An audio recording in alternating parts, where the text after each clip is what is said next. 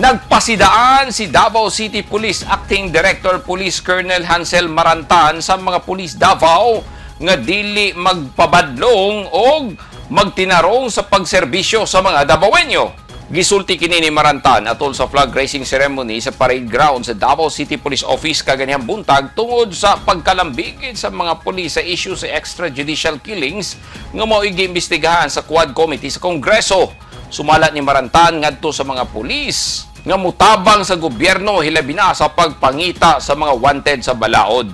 Gani nasulti pa niini sila kanhi Presidential Spokesperson Harry Roque ug miyembro sa pulis nga si Master Sergeant Arthur Narsoles nga ginapangita na sa balaod. Ang daming mga tumatawag na sa akin sa Metro Manila asking me for the manhunt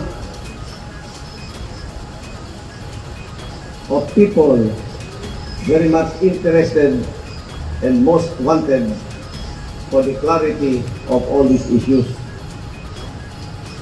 Like for instance, Secretary Harry Roque,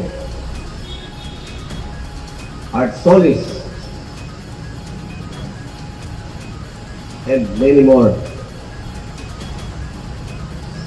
Unfortunately, dito sa Davao City, hinahanap yung mga personalities na yan. So as I said, let's be a part of the solution and not be a part of the problem anymore.